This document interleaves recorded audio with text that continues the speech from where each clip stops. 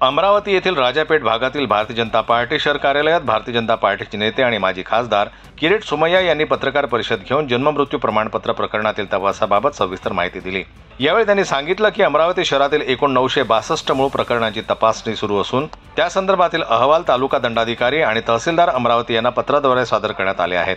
तपासादरम्यान लाभार्थ्यांनी सादर केलेल्या प्रतिज्ञापत्रांची छाननी केली जात असून आधार कार्डमधील जन्मतारीख आणि इतर नोंदींमध्ये आढळणाऱ्या विसंगतीची माहिती संबंधित पोलीस ठाण्यांना देण्यात आली आहे। पत्रकारांच्या प्रश्नांना उत्तर देताना सोमय्यांनी सांगितलं की या प्रकरणाचा तपास वेगाने सुरू आहे। तसेच नव्याने नियुक्त पोलीस आयुक्त, महानगरपालिका आयुक्त आणि अन्य अधिकाऱ्यांमुळे कारवाईला गती आली असल्याचंही त्यांनी स्पष्ट केलं।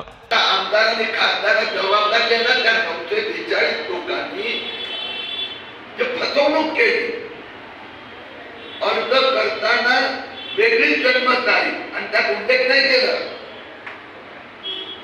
एफिडेव्हिट फाईल केलं। याचा विरोधात उद्धव ठाकरे सेना, काँग्रेस खासदार आमदार, एनसीपी अजित पवार गटाचे आमदार,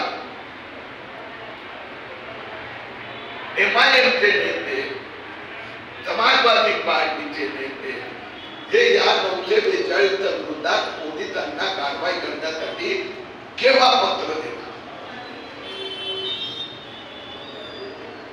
हे सगळं संगनमताने झालं होतं का? या सगळ्या नेत्यांना माहित आहे का? माहित होतं की फसवणुकीने भारताचं नागरिकत्व प्राप्त केलं जात आहे, म्हणून ते दबाव आणत होते आणि म्हणून हे राजकीय नेते तहसीलदारवर दबाव आणत होते। हे करू नका। यांना बांगलादेशीची पडी अधिक चिंता आहे। यांना त्या व्यक्तीकडे इथे त्याचा जन्म झाला त्याचे एक पण कागद नाहीये, एक पण पुरावा नाहीये।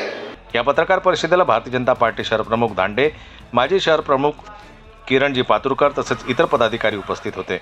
जनमत लाईव्ह न्यूज करता राजेश्वर घोरमाडे यांची रिपोर्ट।